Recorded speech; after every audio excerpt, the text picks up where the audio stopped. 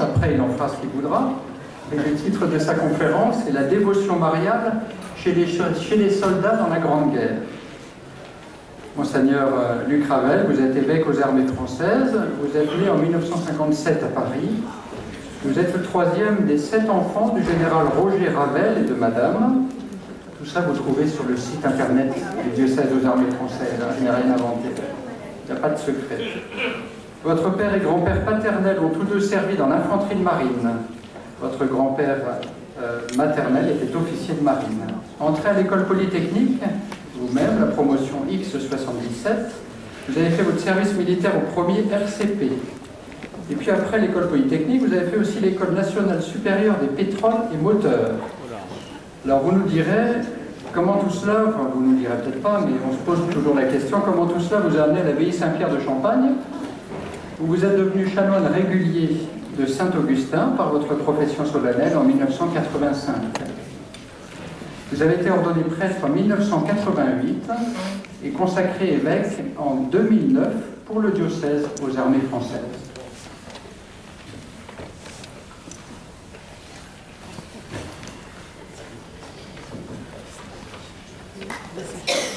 Voilà,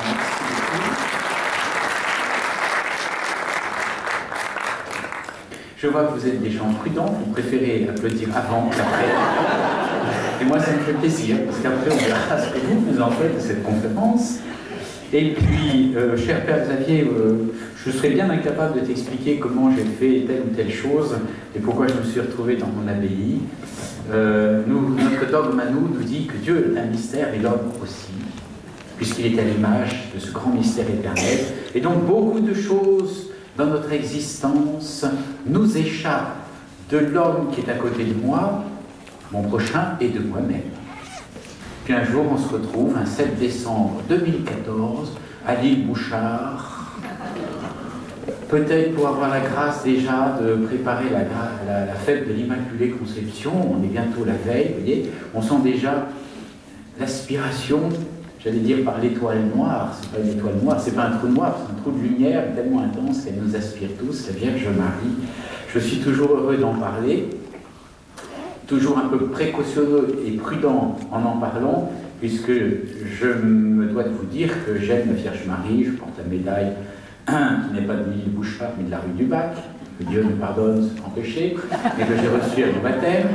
Et je m'adresse à des personnes qui aiment la Vierge Marie, peut-être pour beaucoup d'entre vous, et qui certainement sont peut-être beaucoup plus proches encore que moi.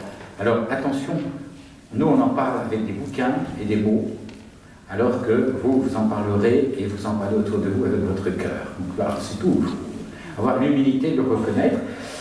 Puisque l'homme nouveau est ici présent, je me permets de faire de la publicité. Je n'ai pas défendu de prendre la photo, ma chère Claire, au moment où je vais vous montrer le numéro spécial de l'homme nouveau, le hors-série, qui date de je ne sais pas quand, mais voilà, de cette année, l'Église et la Grande Guerre, 1914. Évidemment, ce n'est pas un livre comme celui de Xavier Boniface, hein, de 800, 600 ou 800 pages, l'histoire religieuse de la Grande Guerre, c'est une somme, hein, mais qui balaye, ce petit magazine, en 60 pages, un petit peu tous les thèmes ou tous les aspects de la Grande Guerre, vus du côté de la foi ou de la religion, essentiellement catholique, là. Donc je vous invite vraiment dans vos soirées, parce que je sais que certains et certaines n'ont pas toujours le temps ou l'énergie, peut-être la santé, pour lire des sommes théologiques comme celle du professeur Xavier Boniface ou comme l'excellent ouvrage de M. Francis Latour sur Benoît XV. Alors là, vous avez... Voilà, très bien. Bon, quant à moi, écoutez, je ne peux rien vous dédicacer, mais encore jusque-là, rien d'écrit, que Dieu m'en préserve. Mais quand j'aurai suffisamment, non pas de souvenirs, j'en ai déjà beaucoup, joyeux, d'amertume dans le cœur, alors j'écrirai mes mémoires, vous verrez les comptes que je vais régler. Alors, simplement pour vous dire que, pour faire allusion à ce petit ouvrage du Père, qui s'appelle le livre de prière du soldat catholique, je crois d'ailleurs que ça a été le premier, c'est pas l'unique, qui a été édité grâce à un aumônier militaire, le Père Louis Lenoir, jésuite, une des figures tout à fait extraordinaires de l'aumônerie pendant la Grande Guerre, l'aumônier légendaire de la coloniale, n'est-ce pas, qui va mourir, à la différence du Père Doncœur, du père Théard de Chardin, qui était jésuite comme lui, va mourir en 1917 près de Salonique, sur un des fronts d'Orient, a tué d'une rafale de mitrailleuse pour aller rechercher un des officiers qui avait été blessé quelques dizaines de mètres devant lui, et ce qu'il avait déjà fait souvent. Le père Louis Lenoir fait partie de ces figures qu'on a complètement oubliées, estompées, dans notre mémoire amnésique, et pourtant, nous sommes le peuple à la longue mémoire, qui s'appelle la tradition. Et c'est dommage. Et de fait, il n'existe du père Lenoir, par exemple, qu'une biographie intéressante, mais d'une médiocrité affligeante, de 1920, que j'ai lu, qui m'a révélé un personnage scintillant, absolument extraordinaire dans ses lettres. Et c'est probablement, allez, je vais vous faire rire un petit peu, parce qu'enfin, notre ministre, voilà, mais c'est pas rire pour rien que de vous raconter que grâce au père Louis Lenoir, notre Seigneur Jésus-Christ lui-même a reçu la Légion d'honneur. Lorsque le père Lenoir, pour ses faits d'armes, comme tant d'aumôniers militaires, ou tant de combattants, prêtres ou religieux, avait été décoré plusieurs fois, on a ces états de service, ce qu'on appelle les citations, qui vont avec les décorations. On explique pourquoi on met une décoration, c'est ce qu'on appelle une citation. Voilà. Et bien, lorsqu'il a reçu la Légion d'honneur, vous savez, c'est une décoration qui est accrochée à gauche, sur notre poitrine, et le père Louis Lenoir, fidèle au pape Pie X, croyait à la puissance de la communion, en toutes circonstances. Il avait constamment sur lui l'Eucharistie, à l'intérieur sur sa poitrine, dans la poche intérieure de sa soutane. Monsieur Francis Latour vous a expliqué, ils étaient semi-militarisés, c'est-à-dire intégrés, mais en fait la plupart avaient encore leur soutane raccourcie, le casque, quand on a eu les casques, etc. Les bidons militaires, etc. Et il se fait que le général qui a remis sa Légion d'honneur, sans s'en rendre compte, l'a agrafé sur l'hostie consacrée. Et il rajoutait avec humour, c'est notre Seigneur qui a reçu la Légion d'honneur et il le méritait beaucoup plus que moi. L'humilité des saints. Et il avait voulu tout de suite évangéliser dans les tranchées. Donc là, j'en viens maintenant à mon sujet. À travers le génie, entre autres des jésuites, depuis quelques mois, je dis beaucoup de bien des jésuites, parce que bon, ouais. C'est jamais quand même. Alors, non, le génie des jésuites, quand même, est missionnaire avant tout. Et donc, il a eu l'idée de diffuser des petits livrets, s'apercevant que les hommes, parce que c'était des hommes, des masculins, des mâles, qui étaient dans les tranchées, avaient quand même déjà décroché. Monsieur Latour l'a signalé tout à l'heure dans le rapide panorama qu'il a fait de l'Église catholique en France au début du XXe siècle, sous des pressions d'anticléricalisme, sous le monopole de plus en plus fort de l'instruction publique, ça s'appelait comme ça à l'époque, n'est-ce pas, par la République, aux dépens bien sûr des congrégations religieuses, puisqu'on a voulu arracher à ce moment-là, comme aujourd'hui d'ailleurs, à tout déterminisme religieux, évidemment, les jeunes têtes, et les hommes en particulier. Et le service militaire obligatoire avait pour but d'ailleurs d'achever la formation républicaine des hommes, des seuls citoyens, comme vous le savez à l'époque.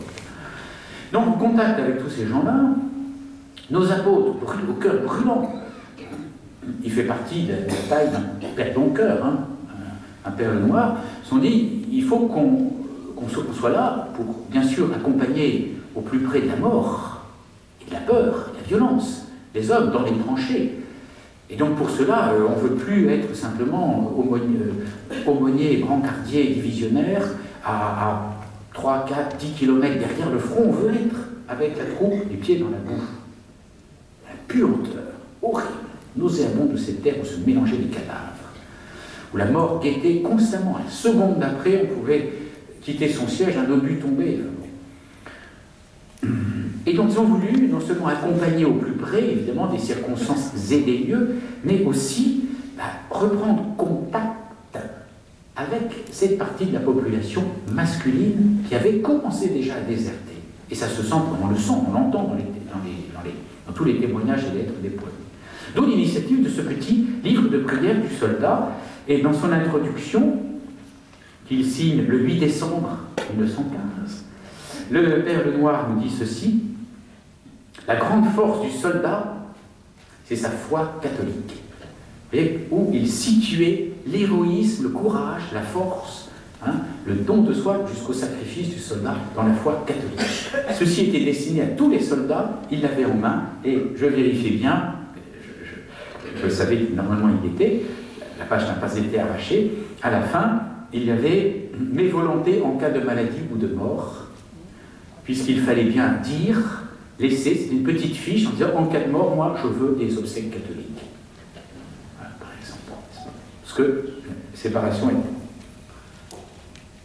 Alors, je suis très content que nous prenions la parole avec un historien, ou plutôt un historien avec moi, ou moi avec un historien. Oui, je vais vous parler de Marie, ne soyez pas impatients comme ça. Mais parce que ce matin à la messe, je vous ai parlé de la commémoration, qui est un acte par excellence humain, mais aussi chrétien. Ou la mémoire, quand je te prends entre deux yeux, et puis que tu commences à me raconter ta vie, par exemple au confessionnal, que faites-vous? Vous faites une mémoire, une mémoration de votre existence, ou au moins du côté négatif de votre expérience de ces derniers mois ou de ces dernières semaines. Je vous rappelle que la confession n'a pas pour but de dire « Vous savez, mon père, j'ai quand même été une femme brillantissime, à la différence de mon mari, tenez, je vais vous raconter encore ce qu'il m'a fait. » Ça, on arrête tout, dit « Madame, la confession, c'est pas de confesser votre vie, c'est de confesser vous. » Ah, bon.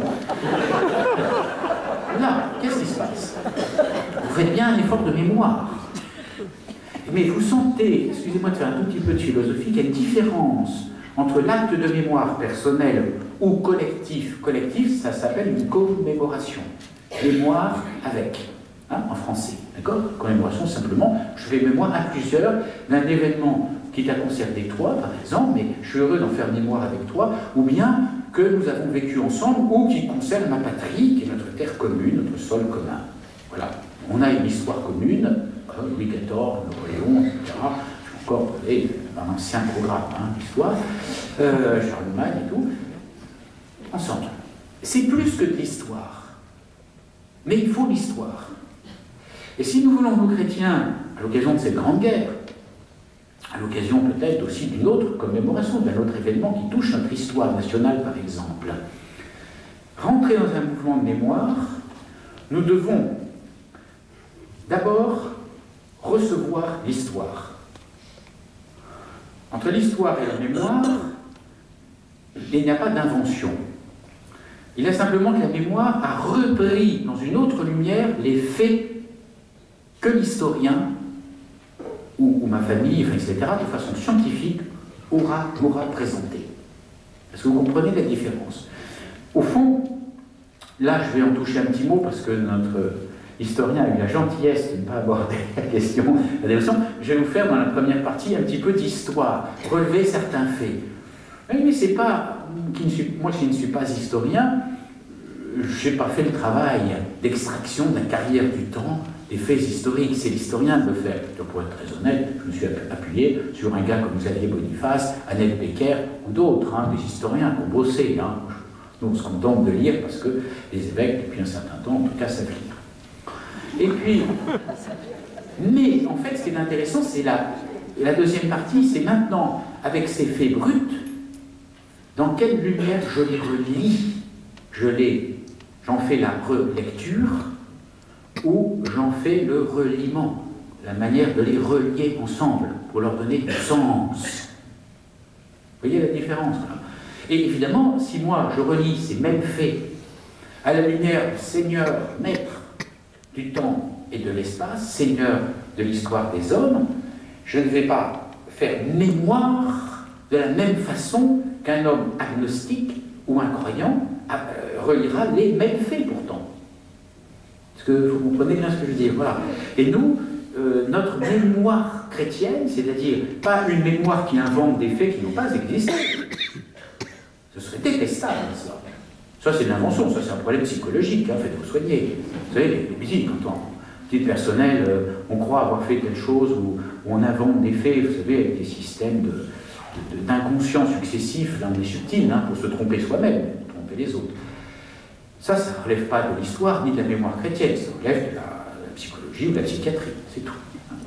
Donc, mais à partir de faits établis, nous pouvons les relire dans un un certain ordre, une certaine lumière. Je vais vous donner un exemple majeur. Combien y a-t-il eu de Jésus-Christ? Et combien de vies a-t-il vécu? Normalement, la réponse est 1. Donc, combien c'est 1. Une vie. Et pourtant, vous avez vu, il y a au moins 4 qui ont été inspirés pour en faire mémoire à leur manière. Matthieu, Marc, Luc et Jean. Et c'est différent. Et là, c'est reconnu par l'Église, c'est la parole de Dieu, c'est l'Évangile. Pourtant, il n'y a eu qu'un Jésus-Christ. Et tout l'art des théologiens depuis 20 siècles, hein, saint Augustin est un témoin étonnant, évidemment, c'est d'essayer de faire la concordance entre ces 4 évangiles, ça correspond pas tout à fait. Leur manière de lier et de lire les choses est un peu différente. Et il y a un sens qui est en fait un élément du sens absolu de l'histoire. C'est-à-dire que l'histoire vient du Christ et converge vers son retour. C'est ça l'avant. Lui, il va revenir, j'attends son retour dans la gloire, c'est quand même notre credo, n'est-ce pas? Mais en fait, l'histoire aussi, un peu comme l'avant, vous allez à la rencontre de celui qui vient, et l'histoire, c'est une convergence, j'ai pas besoin d'être Teilhard de Chardin pour le dire, c'est ma foyer, a un sens profond. Même la Grande Guerre, même cette tuerie, ce massacre inutile, nous sommes revenus sur les mêmes frontières, 10 millions de morts après. Bravo. Enfin, on aurait fait les mêmes choses. On s'entend bien, hein, ce n'est pas un jugement sur les hommes ni sur les politiques. Et tout ceci peut-il avoir du sens? Alors donc je joue la contradiction. Bon, écoutez, ça n'a pas beaucoup d'importance. L'important, c'est l'histoire de l'Église et l'histoire des saints. Nous ne sommes pas une secte dont l'histoire ou l'avènement ou la glorification serait indépendante de celle du monde qui nous entoure et de l'histoire qui nous entoure. Ce qu'on appelle l'histoire sainte, qu'est-ce que c'est?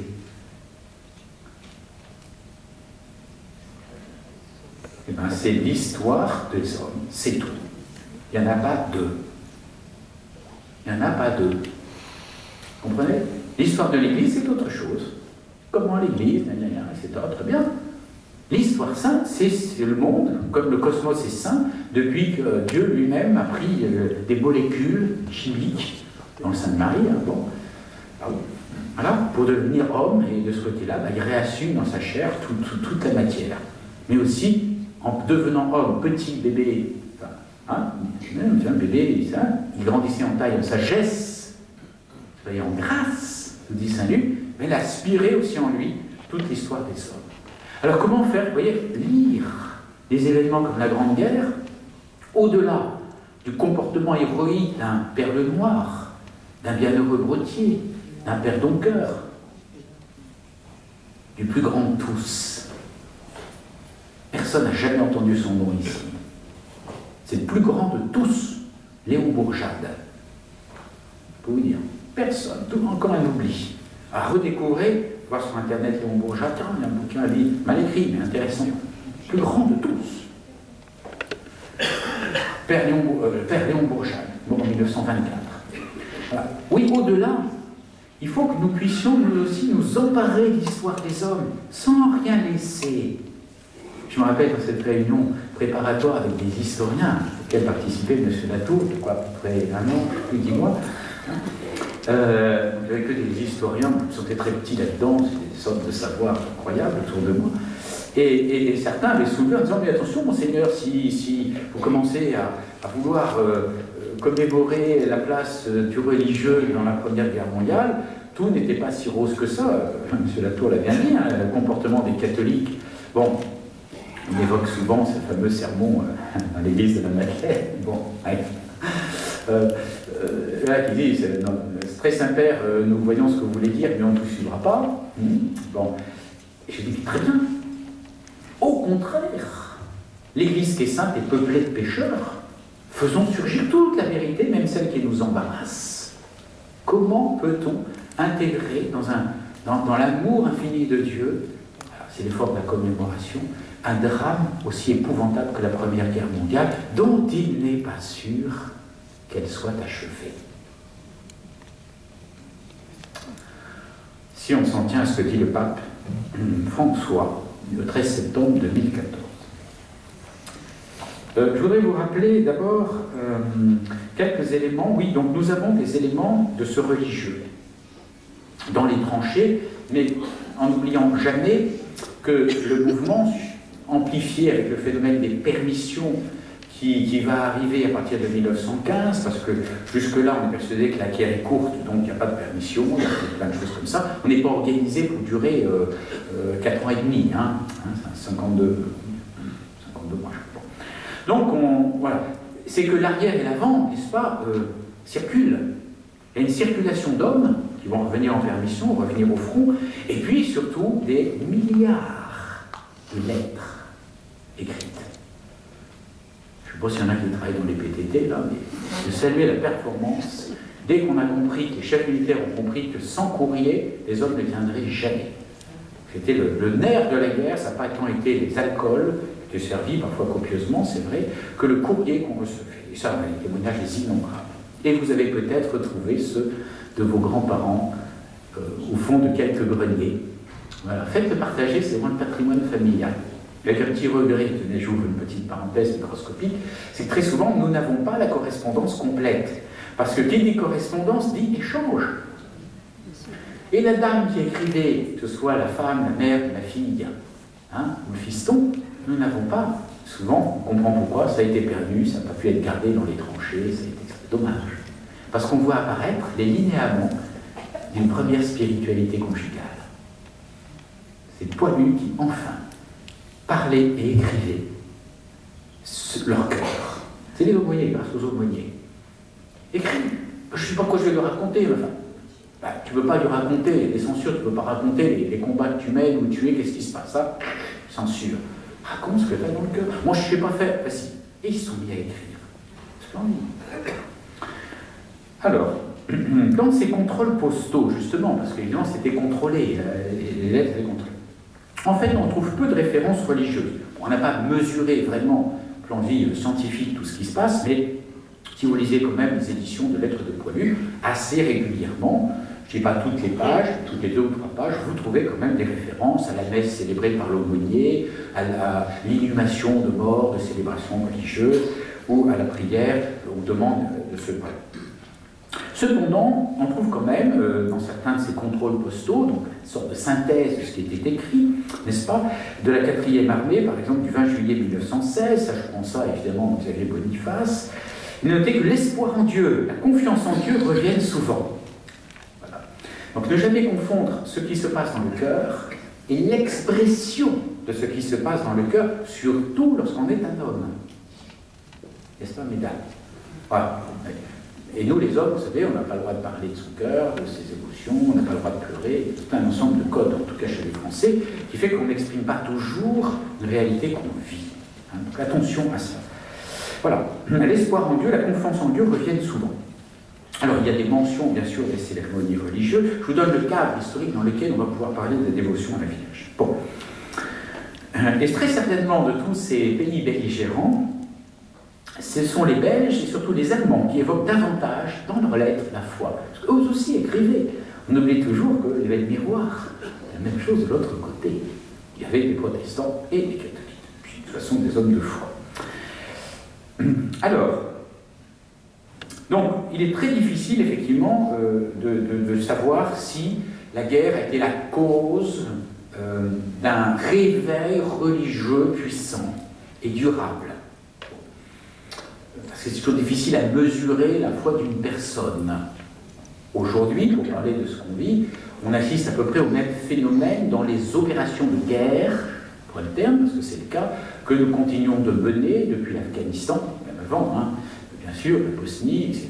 Mais aujourd'hui, l'Afghanistan qui se finit, l'Irak, bon, et puis le Mali, la Centrafrique, vraiment un théâtre très très compliqué, très très difficile, où nos hommes risquent leur vie, ceux qui sortent sur le terrain pratiquement tout le temps, en permanence. En permanence, ils peuvent se prendre, j'ai vu de mes propres yeux, à 20 minutes près, se prendre une grenade sur la figure. Bon. Alors, donc il y a eu certainement une impétence de la part de ces hommes, parce que confrontés à la mort, c'est un phénomène humain naturel, dès que l'homme est placé aux extrémités de son être, à la frontière, si vous voulez, de sa conscience habituelle, hein, pour prendre l'expression, un peu comme vous, quand je vous propulse au bord de l'abîme, avec penchant un peu, si, non, j'ai vu, bon, hein, d'accord, oui, courageux mais prudent, on est dans une situation différente. Et nous en parlions avec quelques-uns d'entre vous hier soir. Quels sont ces lieux où l'homme est aux frontières de son humanité consciente? Bon, la peur, la mort, par exemple. Hein. Ça peut être aussi l'amour, des choses très fortes, etc.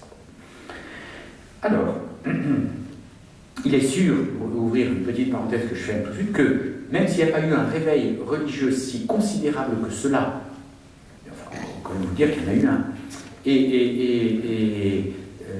et un retour massif dans les églises, il est certain que le contact a été rétabli entre le monde, la société masculine française et l'Église, à travers les prêtres combattants, non combattants, aumôniers dans les tranchées. Ils ont vécu des choses avec nous et comme nous. Donc maintenant, l'histoire de dire qu'il faut se méfier de l'Église et autres, ça c'est certain, ce qui a permis une reviviscence de beaucoup de mouvements après la guerre, entre autres, et puis des tas de choses. Alors, néanmoins, dès octobre 1914, un ethnologue s'interroge. Comment méconnaître dans la guerre les forces mystérieuses qui tantôt nous écrasent et tantôt nous sauvent? Forces mystérieuses qui tantôt nous écrasent et tantôt nous sauvent. C'est un ethnologue qui le dit. Je n'aurais jamais imaginé à quel point la guerre, même cette guerre moderne, toute industrielle et savante, est pleine de religion. Je crois d'ailleurs qu'il faudrait parler de religion ou de religiosité, parce que c'est un pan de cette dévotion que je ne développerai pas aujourd'hui. Il est sûr que il y a eu beaucoup de superstitions ou de dévotionnettes qui se sont répandues à l'égard des... Celui, ça ne gênait pas de faire un doux mélange entre des foi authentiques, une dévotion authentique à Marie, par exemple, et puis des pratiques superstitieuses. Bon. Mais décampons les choses véritablement. Il se développe alors une véritable religion de la guerre, dit Xavier Boniface, tant à l'avant qu'à l'arrière. Religion de la guerre. Alors que nous consonnons tous, en tout cas aujourd'hui, avec Benoît XV, pour affirmer que si la guerre est parfois légitime et parfois juste, elle n'est jamais belle. Bon, la religion, c'est l'expansion vers la beauté, l'ordre de l'amour, l'ordo amoris, etc. Comment peut-on parler de religion de la guerre? Il suffit de lire ce qu'ils vivaient. Nos aumôniers qui savaient écrire peut-être mieux que les autres, ou relire, n'est-ce pas? Une religion qui inspire le sens du devoir et du sacrifice. Du sacrifice jusqu'au sacrifice de sa vie. Pour vous donner juste un exemple, vous voyez, on meurt quand on est religieux, quand on est prêtre et quand on est croyant, pro Deo et pro patria. Ensemble, dans un même mouvement. Je meurs pour Dieu, je vais traduire bien sûr tout seul, et pour la patrie. Je disais il n'y a pas longtemps, c'est assez saisissant, le commandement enfin, du responsable, du supérieur des MEP, des missions étrangères de Paris. Vous savez que donc, un certain nombre ont été mobilisés ou se sont portés volontaires alors qu'ils étaient à l'autre bout du monde. Et le patron des MEP, les missions étrangères de Paris, a écrit à tous ses frères en disant attention, Dieu, la patrie et les missions étrangères comptent sur vous pour faire votre devoir. Le patriote, voilà, c'est comme une religion de la guerre, c'est assez surprenant. Et bien, on va voir que Marie est impliquée là-dedans, cette religion de la guerre, bien sûr. Bon, alors évidemment, ces expressions concrètes de cette religion de la guerre, eh bien, vont être très diverses. On va repartir de dévotions anciennes, très anciennes, je vais en parler un instant, ou toutes nouvelles, ou simplement des réactivations.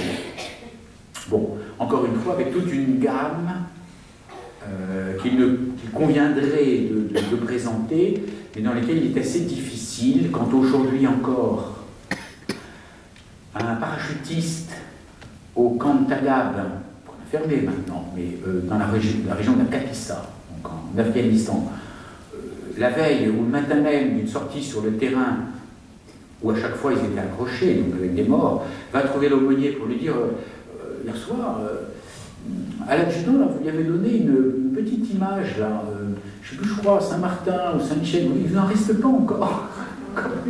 Eh oui, mon gars, tiens, prends. Ah Qui peut lire dans le cœur? Qui a des yeux comme un scanner pour dire ça c'est de la foi véritable, il croit à la protection des anges? Je suis désolé, c'est pas Saint-Gabriel, c'est Saint-Michel pour les. Saint-Gabriel, je crois, était ici, donc il n'a pas été au bon moment où il fallait, avec les paras, c'est Saint-Michel. Oui, on peut se dire, c'est pleinement la doctrine catholique qui croit aux anges et aux anges gardiens et aux archanges. Lui d'autres, ils ont réinterprété ça en leur superstition, c'est parce qu'il a la médaille accrochée dans son béret, il croit que ça va être protégé. Moi, je suis très prudent, je ne sais pas lire dans les cœurs. Alors, nous tournons, les catholiques, les catholiques se tournent vers quelques intercesseurs privilégiés. Tenez le témoignage que rapporte, mais c'est partout, un chanoine cité par Xavier Boniface. Les 3 principales dévotions du poilu, il donne cet ordre, je m'excuse. Je cite, Jeanne d'Arc, la Vierge Marie et le Sacré-Cœur. Et le chanoine rajoute, tandis que la petite sœur Thérèse vient aussi en bon rang. Chacun a évidemment son ordre un peu différent de ses dévotions. Ce qui est sûr, assuré, c'est qu'il y a d'abord une redécouverte qui nous vaudra, en lien déjà avec ce qui était commencé, bien sûr, avec la guerre de 1870 et le vœu de la construction de la basilique du Sacré-Cœur de Montmartre, une redécouverte profonde du Sacré-Cœur de Jésus. Là aussi, ça ferait le thème d'une conférence, mais normalement, une telle conférence devrait être donnée certainement par le père Pérouse et par Pareil Moignard. Il aimerait bien ouvrir ce genre ici, voilà. Bon. Enfin, il n'est pas défendu d'aimer le Sacré-Cœur de Jésus, même à les Bouchard. Faites ce que vous voulez. C'est certain. Et puis, 3 femmes éblouissantes. Notre-Dame des Biffins. Tout le monde sait ce que c'est les Biffins? Il faut expliquer. Nous savons. Les Biffins, c'est l'infanterie. D'accord? Parce que dans les tranchées, essentiellement, ce sont des gars de l'infanterie. Pas seulement, pas exclusivement. Voilà. Et on trouve aussi, je vais vous dire, Notre-Dame des tranchées. La Vierge Marie, sur laquelle je donnerai un petit éclairage aujourd'hui. Mais à côté de ça, tiennent aussi le haut du pavé 2 autres femmes, l'une qui est déjà bien heureuse, Jeanne d'Arc, qui sera canonisée en raison justement de la Grande Guerre et de son influence pendant la Grande Guerre en 1920. La même année où la République française, laïque, presque anticléricale parfois, va, par décret, par loi, pardon, qui est paru le 14 juillet au journal officiel 1920, déclarer la fête de Jeanne d'Arc fête nationale. Nous aimerions que tous nos gouvernements soient fidèles à la loi française. C'est les valeurs républicaines. Ne l'oublions pas. Coupons pas des partis dans les valeurs républicaines. Voilà. En mai. Puis c'est comme ça. Et tant qu'une loi n'a pas été abolie, elle court toujours. Alors, c'est tout à fait extraordinaire. Allez donc fouiner chez les antiquaires ou sur des marchés, marchés de puces, etc., trouver les cartes postales de la Grande Guerre.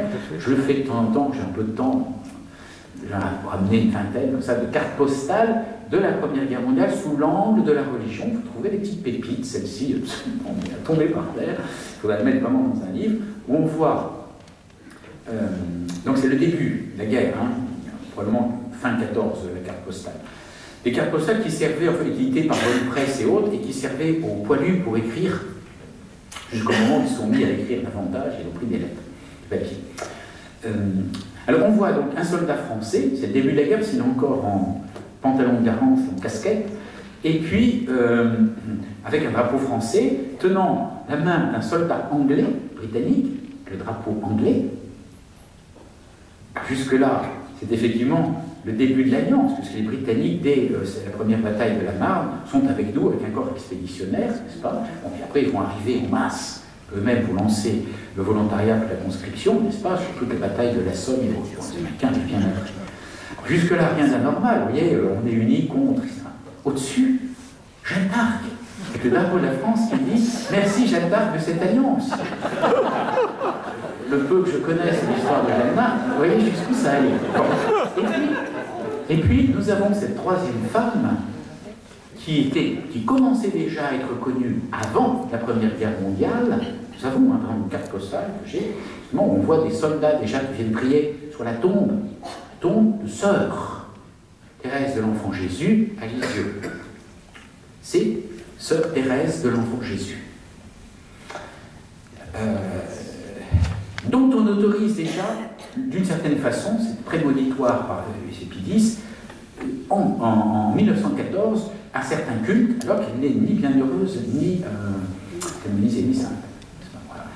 Et comme Thérèse de l'Enfant Jésus, comme d'ailleurs la quasi-totalité des saints, je rigole, tous les saints, ils sont toujours très bienveillants, quand on leur donne, ils vous donnent, n'est-ce pas? Et cette dévotion à sœur Thérèse de l'Enfant Jésus a vraiment brûlé dans les tranchées, et les soldats doivent beaucoup à Thérèse. Allez au Carmel de Lisieux, vous verrez, elles viennent de rééditer une partie des petits pères des soldats, mais Thérèse doit aussi beaucoup aux soldats Et, chose surprenante, elle était brillée des deux côtés des tranchées, mes amis. Y compris par les Allemands et les Autrichiens. Ce qui d'ailleurs nous ramène à un petit problème difficile. Sœur Thérèse de l'Enfant Jésus, disent les Français, donnez-nous la victoire. Et puis en même temps, si ça se trouve, n'est-ce pas, un soldat allemand, sœur Thérèse de l'Enfant Jésus, donnez-nous la victoire. Bon, ça va être compliqué. C'était, en fait, si vous voulez savoir ce que le pape Benoît XV a dit, vous lisez le livre de M. Latour, et puis simplement vous comprenez qu'il se mettait du côté de Dieu, qu'il y a des fils de deux côtés. Comment voulez-vous? La victoire à qui? Il y aura des vainqueurs, des vaincus. Bon, la suite, nous la connaissons, il n'y aura eu que des vaincus. Voilà, c'est sœur Thérèse de l'Enfant Jésus, et là aussi, il y aurait matière d'une conférence tout à fait passionnante, mais bien sûr, ce serait à Lisieux, dans ces cas-là, hein. Il faudrait la suivre ou la subir. Et puis la Vierge Marie, donc. La piété mariale, dans les tranchées, en fait, n'est pas neuve. Elle va être neuve par la promiscuité avec la mort et la guerre. Donc cette dévotion mariale va s'inscrire dans ce que nous appelons la religion de la guerre. On parle du sacrifice de Jésus, il y a des pages de séminaristes et de prêtres admirables que je vais faire lire à mes séminaristes aujourd'hui, dire voilà ce que c'est que le prêtre. Cette religion de la guerre qui est parfois un peu déroutante, parce qu'on a l'impression qu'on met Dieu de notre côté. Gott mit uns est inscrit sur non pas sur les miens, mais sur les ceinturons des Allemands. Mais en fait, on trouve la même chose de tous les côtés. Hein. Dieu est avec nous contre ceux, puisque Dieu est du côté de la justice et que ma guerre est juste. D'accord, mais alors, il y a des aspects un peu déroutants, entre guillemets, dans cette religion de la guerre, et puis il y en a d'autres qui sont matière à un jus spirituel. Une fécondité spirituelle extraordinaire. Vous savez, quand dans nos séminaires, on nous raconte « Oh, regardez Paul Claudel, c'est très beau. Il dit que au moment où le prêtre élève l'hostie, voilà Seigneur, je vous offre et je m'offre avec. » Oui, c'est très beau. Sauf qu'ensuite, on sort de la messe, on va aller vaquer à nos petites occupations, n'est-ce pas? On va lire Marianne de Figaro, et puis on regardait la télé, où on va s'endormir du sommeil du juste, nous autres prêtres. Sauf que, dans la religion de la guerre, l'instant d'après, un obus peut tomber. Ça a été le cas. Il y en a qui ont été tués en disant la messe. L'offrande de sa vie, comme celle de Jésus sur la croix, c'est pas simplement du symbole dans la religion de guerre. 45 000 mobilisés, prêtres, séculiers ou réguliers, religieux, séminaristes, qu'on appelle les tonsurés à l'époque. 45 000, dont près de 15 000 sœurs. Personne n'en parle. Plus de 300 tués sous des bombardements. Des milliers de sœurs décorées. Personne n'en parle. On ne parle plus que des dames blanches. C'était à une majorité écrasante, toutes ces femmes qui étaient dans les hôpitaux militaires, les bonnes sœurs. C'était les seules formées comme infirmières à l'époque. Mais on préfère en parler des dames blanches, parce que sinon, quand on commence à dire des bonnes sœurs, on parlait des sœurs de la charité et autres. Attendez, et la laïcité dans tout ça. Alors, vous voyez, 5000 morts. Si vous enlevez les religieuses, donc évidemment, par définition, elles étaient dans les hôpitaux, qui étaient parfois très à l'avant, mais souvent à l'arrière, vous voyez, la proportion est l'une des plus importantes. avec l'infanterie de toute la Première Guerre mondiale. Donc on a vraiment versé notre sang. Donc cette religion de la guerre, elle est riche. Vous voyez aussi, il y a des choses dont j'aimerais bien que les jeunes prêtres, les futurs prêtres aujourd'hui prennent conscience. Qu'est-ce que c'est que dire « je suis prêtre, je ne suis pas simplement l'instrument du Seigneur, mais j'ose dire, moi homme, avec mes deux mains, avec ma bouche, j'ose dire « ceci est mon corps, ceci est mon sang ». Bien sûr que c'est le Christ qui parle en moi. Et si je n'étais pas impliqué dans le sacrifice de Jésus dans l'Eucharistie, je ne devrais, moi en tant que prêtre, en tant que moi, Luc, je ne devrais jamais dire ça, je devrais dire « ceci est le corps du Christ, authentiquement, vraiment, réellement présent, le sacrifice ». À ce moment-là, je me mets à distance. Vous comprenez? Mais le Seigneur n'a pas voulu ça. Donc, est-ce que vous comprenez comment le prêtre est impliqué dans le mouvement du sacrifice, du mystère de la mort et de la résurrection, bien sûr, de Jésus? Là, ça se passe, hein. Tout instant, hein, au moment où on ne s'y attend pas, ben voilà, c'est le premier obus qui tombe. Après, dès qu'il y en a deux ou trois qui tombent, tout le monde file dans les sapes, comme ils peuvent. Voilà. Bon, alors, la piété mariale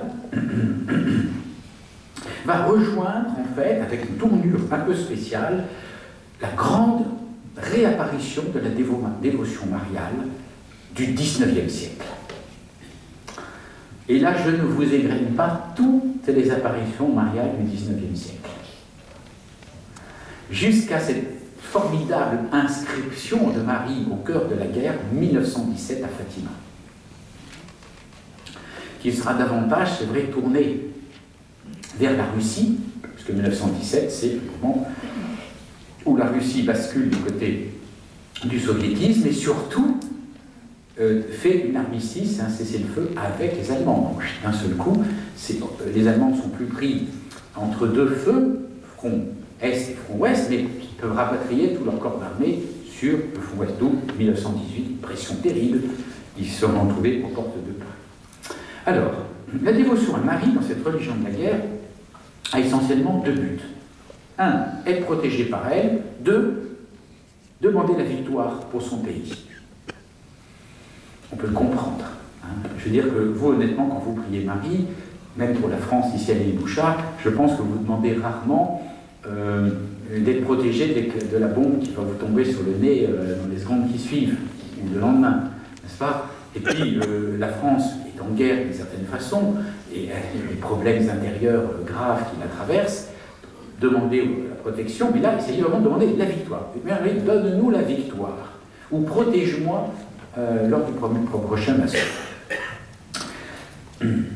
N'est-ce pas? Et alors là, il y a des théologiens, n'est-ce pas, comme ceux de Paris, par exemple, avec Monseigneur Baudrillard, qui théorisent, n'est-ce pas, et qui rappellent, par exemple, que l'arme surnaturelle qui triompha des Turcs à l'épante, n'est-ce pas, eh bien, c'est la récitation du rosaire, n'est-ce pas, et donc c'est la dévotion à Marie. Alors,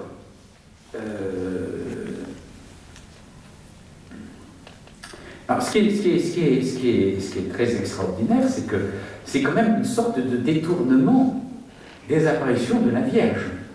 Nous n'avons pas connaissance, même à Fatima en 1917, d'une Mariophanie, c'est-à-dire d'une apparition, une manifestation de la Vierge Marie, disant « je vais donner la victoire à tel camp ». Non. Mais voilà, on pense que c'est notre maman du ciel, pour reprendre cette expression. D'accord? Et le paradoxe, c'est qu'effectivement, au moment où la Vierge apparaît en 1917, déjà, il y a une division, au moins, je crois qu'il n'y a pas une division de Portugais, hein. 2 divisions de Portugais qui vont combattre d'ailleurs dans le nord de la France. Bon. Alors, je vais dîner en 5-7 minutes, donc ça va faire très... Je suis exactement pris de court comme... mais c'est pas grave, c'est pas grave, c'est pas grave. Le but, c'est pas de tout dire, c'est d'en dire suffisamment. Alors, on va prendre quelques éléments concrets de cette dévotion à Marie. Premièrement, il y a la notion qu'il faut imiter Marie dans ses souffrances. Et là, cette religion de la guerre si particulière, on connaît Marie qui a été vénérée comme la grande consolatrice du XIXe siècle. On a eu les apparitions de Marie rien qu'en France, XIXe siècle. Voilà. L'île Bouchard, c'est 1847, ou c'est là, désolé, c'est presque, plus, c'était comme ça. Voilà. Alors, ce qui est très extraordinaire, par exemple, pour vous donner un petit peu le lien entre ces dévotions du XIXe siècle, le cas, par exemple, de la Salette, Notre-Dame de la Salette. Hein, c'est pas des concurrentes, hein, vous savez que c'est la même Vierge. Hein. Mais d'accord. Alors, regardez la continuité entre la dévotion à Marie dans les tranchées et les ex-voto qui, à l'époque, comme à Lourdes ou ailleurs, de la Salette, j'ai le cas de la Salette, cité par Xavier Boniface, ex-voto qui pouvaient être, et on en a encore beaucoup, des plaques, ou comme à Notre-Dame de Laguet, des peintures décrivant la scène dont le Seigneur ou la Vierge Marie m'a sauvé, mais aussi des restes de son handicap. Maintenant, on les a tous supprimés, mais à Lourdes, il y a encore quelques années, nous les vignes de nos yeux, il y avait encore toutes les béquilles. Les gens qui avaient été guéris, vous vous souvenez, accrochés peut-être de la grotte. Bon, alors c'est très extraordinaire, c'est que les ex-voto de la guérison de Notre-Dame de la Salette sont décrochés des murs du sanctuaire pour être offerts aux blessés de la guerre dans les hôpitaux. Les blessés du diocèse de Grenoble. Vous voyez la continuité, le lien entre Marie, qui les a été empêchés d'être blessés, mais qui les a empêchés d'être tués, et les grâces qui étaient jadis reçues et qui sont là accrochées au mur, bénéficient aujourd'hui aux blessés innombrables. Hein. Ce sont des millions de blessés, la quasi-totalité ayant été blessés au moins 2 fois, 3 fois. L'objet devenu inutile par le miracle de la Vierge qui pleure, la Vierge de la Salette, offert en action de grâce en témoin de la foi, pour être exposé à nouveau au regard de tous, retrouve son attribution initiale avec, en arrière-plan, évidemment, le souhait, le vœu d'une nouvelle guérison miraculeuse. Donc, il y a la confiance par rapport à cette Vierge consolatrice. Je vous passe l'intervention en mars 1918 de Jacques et Raïssa Maritain, qui vont à Rome pour prêcher justement la cause de Notre-Dame de la Salette, la reconnaissance de Notre-Dame de la Salette auprès du pape Benoît XV. Mais ce sur quoi les Maritains, Jacques et Raïssa Maritain, les grands penseurs spirituels et philosophes du début du XXe siècle, première moitié du XXe siècle, auprès du pape, ils soulignent, n'est-ce pas, l'inouïe capacité de la Vierge à souffrir. La Vierge des 7 douleurs. Celle qui a toujours su, celle qui a toujours cru, que l'on implore et que l'on remercie.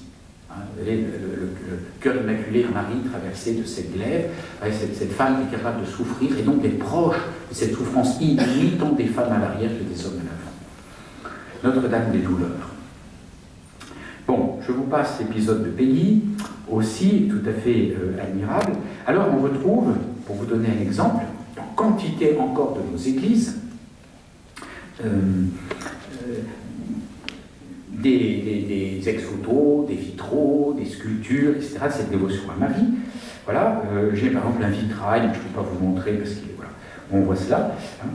On voit par exemple des cartes postales qui représentent des poilus brillants devant la sculpture de Notre-Dame des Tranchées ou devant l'église Notre-Dame des Tranchées et qui sont envoyés, bien sûr, avec ces vers qui ne sont pas très géniaux au plan de la poésie pour être très honnête. Cette Vierge fut retrouvée dans une église bombardée, ça marche, par un baptême de feu intense et les poilus l'ont surnommée Notre-Dame de la Tranchée car elle soutient leur patience. Voilà.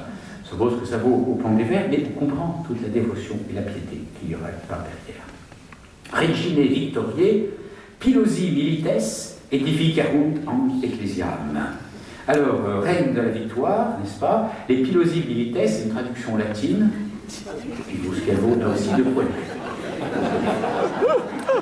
Les poilus édifient cette église pour toi. On a quantité de traces de ces dévotions, beaucoup ont été détruites parce qu'elles étaient éphémères dans les tranchées elles-mêmes ou juste à côté, et bien sûr, elles ont été pilées aux avancées suivantes, mais il nous reste quand même, néanmoins, dans certaines églises, les restes des traces de cette dévotion. Reine des victoires montre combien le culte de la Vierge fut fondamental pour les soldats catholiques de la République. Autre dévotion, le rosaire vivant. Je vais aller très vite là. Vous savez, l'œuvre du rosaire vivant a été fondée par Pauline Jaricot, de Nest, au XIXe siècle, donc ce n'est pas une invention. Encore une fois, je dis, il n'y a eu pas beaucoup d'inventions, sauf quelques appellations, mais il y a eu une réactivation et une reformation de ce qui existait déjà auparavant. Va connaître, va faire un tabac dans les tranchées. Hein, connaissez le principe du rosaire vivant. Si vous ne connaissez pas, ben, je vous inviterai à le découvrir et à le faire en place. Donc c'est des chaînes de personnes qui chacune se réunissent par groupe de 5 pour réciter. Voilà. Alors, donc, alors en plus, vous savez que la récitation du chapelet, comme d'autres prières, du reste, est agrégée à des indulgences. Alors nous, les indulgences, on regarde ça de loin, parce que si vous voulez, la mort, on sait qu'on va mourir, mais enfin, on n'y est pas, hein. Avec les progrès de médecine, on recule tous les ans. Voilà. Par contre, quand la mort est là, on se dit, la doctrine catholique des indulgences, bon, peut-être que c'était effectivement un petit peu trop comptable, 15 jours d'indulgence, on avait, si vous voulez, plaqué la mesure du temps sur l'éternel et l'éternité. Et comment parler autrement, d'accord? Mais enfin, dans ces situations, on reprend évidemment, situation de mort très prochaine, une actualité singulière. Alors, l'œuvre du rosaire vivant va connaître une expansion gigantesque. On compte par exemple, dans son apogée, plus de 100 000 soldats qui sont inscrits pour ce rosaire vivant. C'est peu par rapport aux millions de mobilisés dont on a parlé, mais ça ne signifie pas que les autres ne priaient pas le chapelet et n'avaient pas une dévotion à Marie. C'est ceux qui structurellement s'étaient inscrits, vous comprenez, et recevaient le petit carnet. Alors je vous passe la description du rosaire vivant. Chaque abonné reçoit un billet mensuel comportant des pensées pour le temps de la guerre. Et oui, tout est incarné, tout est transformé. La guerre a modifié toutes les mentalités, toute l'actualité. Et un calendrier du mois associé à une prière pour que les rosalistes puissent les distribuer autour d'eux. Voilà, la propagande, si vous voulez, ou de l'apostolat. Alors, le calendrier, par exemple, du mois de mars 1916, 1916, c'est Verdun, c'est la Somme. Hein. La guerre n'est pas finie, hein, les morts. Est tout à fait significatif. Regardez ce qu'il dit. Le rosaire, prière du salut. Je suis encore vivant, je te le dois, ô ma bonne mère. C'est très concret, relationnel. Oui, c'est si on n'est plus vivant, le livre est dans la boue. Hein. Donc je suis encore vivant, je te le dois, ô bonne mère. Le danger était si grand, et les obus craquaient de toutes parts. Enfin, tout va bien. Espérons qu'il en sera toujours ainsi, avec la protection de notre mère du ciel. Fin de citation. Voilà ce que recevaient nos soldats qui étaient inscrits, puis qui diffusaient cette bonne nouvelle autour d'eux. Alors, la Sainte Vierge nous a protégés. Dans le bois, nous avons murmuré nos prières, nos chants, sous le bombardement et au milieu des morts et des mourants. C'est très très incarné. Voilà, ça, on trouve ça encore dans ce rosaire vivant. Mais quand même, il y avait dans les petits fascicules mensuels reçus un petit formulaire. Madame Becker dit qui, dans sa froideur statistique, contredit l'optimisme de l'opuscule. Vous savez, merci, une bonne mère qui nous a protégés. Parce que le petit fascicule formulaire qui était glissé dans cette petite revue mensuelle, c'était remplir le tableau suivant. Rosariste de ma quinzaine, mort au champ d'honneur, disparu, blessé, cité alors. C'est quand même lucide sur le fait que la protection de la Vierge ne nous empêchait pas de mourir. Simplement, elle nous guidait vers la bonne mort. C'est pas la même chose. Le rosaire vivant, vous voyez, c'est passionnant. Autre aspect de la dévotion mariale, les pèlerinages. Je vais faire très court. Donc, les grands pèlerinages, entre autres à Lourdes, vont évidemment cesser au début de la guerre, vont reprendre un peu au cours de la guerre, mais au profit, tous les trains sont mobilisés. Vous voyez ce que je veux dire? C'est vraiment une nation qui travaille pour la guerre, toutes les industries. Bon, d'accord, mais au profit de petits sanctuaires locaux. Alors on va dénicher tous les sanctuaires dans le coin de la guerre ou à côté de chez soi, n'est-ce pas? Et on les réactive. Elle est apparue là, on n'est pas très sûr, mais c'est quand même Notre-Dame. Alors on y va. Voilà. Et à Lourdes, Lourdes va drainer à ce moment-là, non plus tous les malades de France, comme c'est encore le cas aujourd'hui, mais tous les blessés de la région. Et alors là, il y a des passages aussi tout à fait extraordinaires dans les prédications qui signalent effectivement, on est religion de la guerre, encore une fois, religion de guerre. Les malades ont été remplacés par nos blessés. Il y a des millions de blessés qui sont partout en France. Vous savez, parce qu'ils étaient soignés à l'arrière, ils étaient soignés partout. Très intéressant. Je vous passe la manière dont on rendait grâce à travers les ex-voto à Marie. et reprenez peut-être certains sanctuaires. Annette Becker, par exemple, avait étudié ceux de Notre-Dame de Laguet, c'est à côté de Nice. Je ne sais pas si ceux qui connaissent, ils ont gardé encore tous les ex-voto, alors que dans beaucoup d'endroits, pour des raisons de place ou d'architecture, on a supprimé les ex-voto, et c'est très dommage, c'est la Première Guerre mondiale. Mais ça se trouve exprimé, évidemment, de bien des manières. Donc, c'est montré que ces ex-voto et tous ces vitraux, en particulier d'Action de grâce, vont être réalisés soit pendant la guerre, soit après la guerre. Et on peut rajouter, comme le fait Mme Becker, en 1919, avec la certitude que maintenant, la Vierge nous avait vraiment protégés jusqu'au bout, parce que pendant la guerre, on retournait au front, on n'était pas très sûr de ne pas mourir le jour d'après. Donc, grand mouvement d'action de grâce, et baladez-vous, alors je ne sais pas dans la région, mais les études ont été faites dans plusieurs départements de Bretagne et du Nord, des études vraiment, dans les églises, le nombre de vitraux, parce que les ex-voto ont parfois été encore un peu donc, évacués, qui restent et qui montrent justement cette dévotion des poilus à Marie, n'est-ce pas? Vous voyez, j'en ai un là, c'est très très simple, vous ne pouvez pas voir, c'est pas grave, n'est-ce pas? Je n'ai pas de PowerPoint. Voilà, on voit la Vierge Marie avec son enfant, et en dessous des tranchées, avec des hommes qui sont là, casqués, etc. Et c'est innombrable, hein, ce témoignage. Alors, remercier la Vierge, évidemment, par les ex-voto, c'est aussi lui attribuer la victoire. Merci à la Vierge. Parmi les victoires, vous en avez parlé, la première victoire des Alliés, de la France et de ses alliés, la première bataille de la Marne, qui en fait, l'affrontement direct commence le 5 septembre 1914, la mort d'un homme célèbre qui s'appelle Charles Péguy, n'est-ce pas, et qui va s'achever, parce que ça va être très rapide, un mouvement de troupes très rapide, après il y aura le reflux allemand vers le nord, et puis ensuite la guerre des tranchées. Le système va être fossilisé pendant pratiquement 3 ans et demi. Le 8 septembre, donc évidemment tous les prédicateurs se sont fait forts de démontrer que c'était par une protection particulière de la Vierge que nous avons obtenu cette victoire qu'on appelle la victoire de la Marne. Première bataille de la Marne, qui sera la deuxième en 1918. C'est ce qu'on appelle, et moi j'ai lu un certain nombre de sermons des évêques après même la guerre, hein, venus commémorer tout cela, et qui parlent du miracle de la Marne. Qui peut s'entendre dans 2 sens, avec des apparitions de la Vierge ou pas, mais ça n'a jamais été reconnu. Par contre, voilà, on fait le parallèle, bien entendu, avec Pontmain, un autre sanctuaire complémentaire de l'île Bouchard, n'est-ce pas, qui, lui, voit l'apparition de la Vierge en janvier 1871, n'est-ce pas, et qui va marquer l'arrêt des avancées des troupes prussiennes en France, et puis leur recul, leur refus. Bon. Alors, en 3 minutes, 17h, ça va? Vous n'êtes pas épuisé? Je vous signale une chose un livre absolument introuvable, bien entendu, donc je ne sais pas comment vous pourriez le trouver. Voilà, il faudrait que j'ai l'initiative de le numériser, de le mettre sur le site du diocèse, etc. Voilà, des choses pas impossibles. Là, je vous ai parlé un peu d'histoire, j'ai fait résonner tout un ensemble de choses sur la vie religieuse, la dévotion mariale dans les tranchées. Mais concrètement, maintenant, est-ce qu'on pourrait spiritualiser un peu les choses?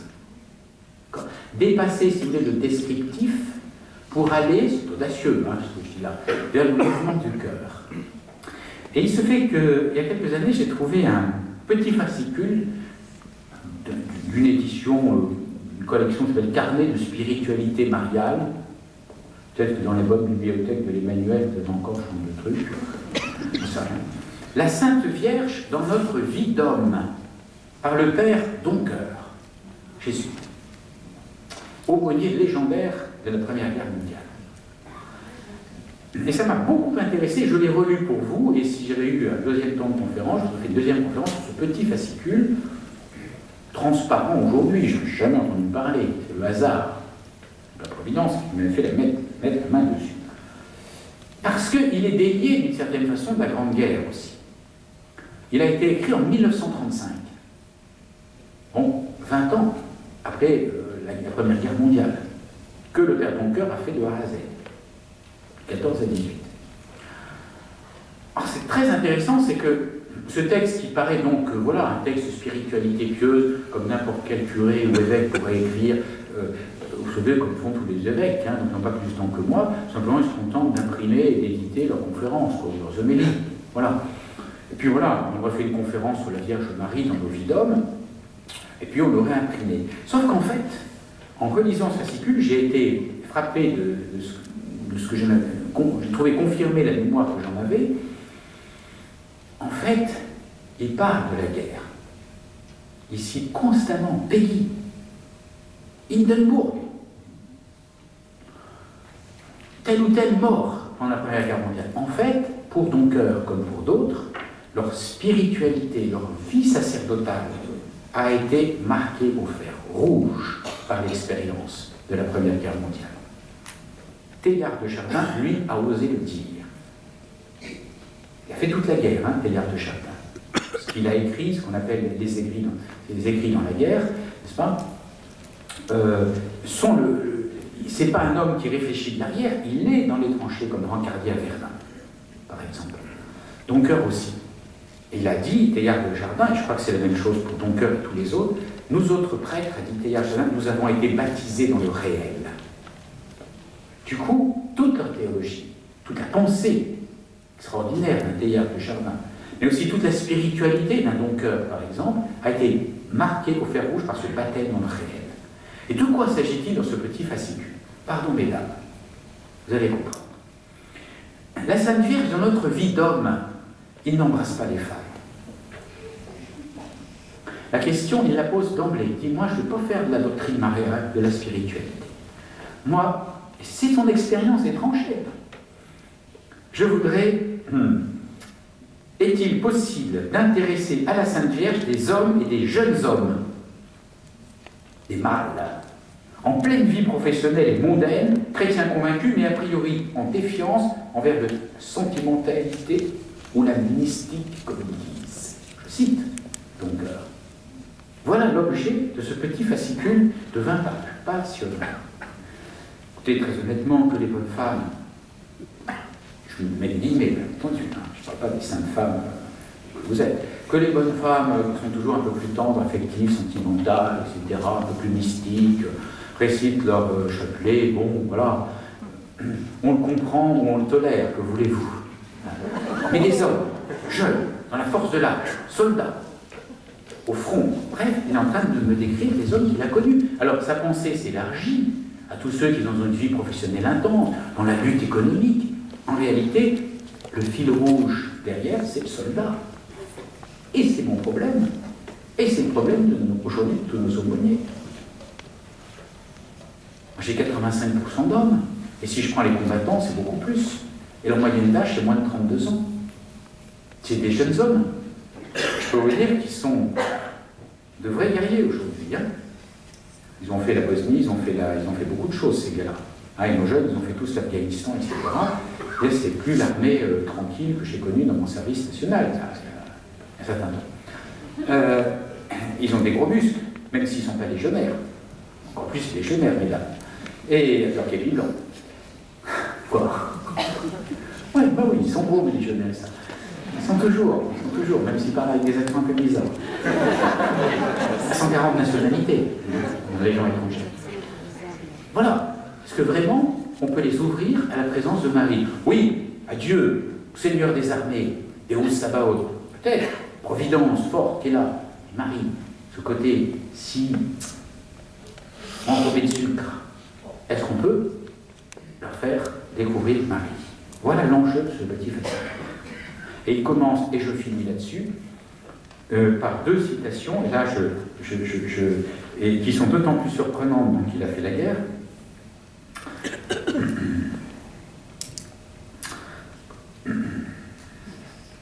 Au premier, je vous lis ce passage, puis je m'arrête là, il y aura un temps de questions.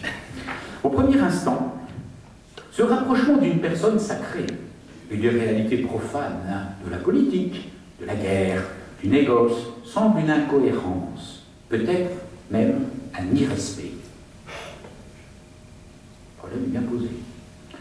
Cependant, si nous prenons au sérieux les termes de notre foi, si nous croyons à l'unité substantielle de notre aventure terrestre, L'avocat, le gouverneur, le philosophe, peuvent-ils tenir étrangère à leur vie celle que nous professons être l'éternelle médiatrice de notre rachat?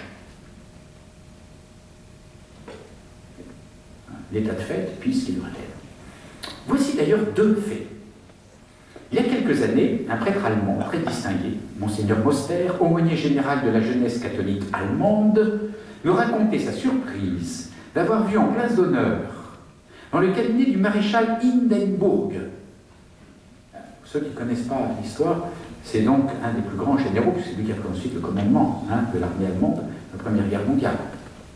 C'est lui qui ensuite va devenir chancelier de l'Allemagne au moment où l'Empire se... Donc luthérien, bien entendu. Dans le cabinet du maréchal Hindenburg, l'image de la Sainte Vierge.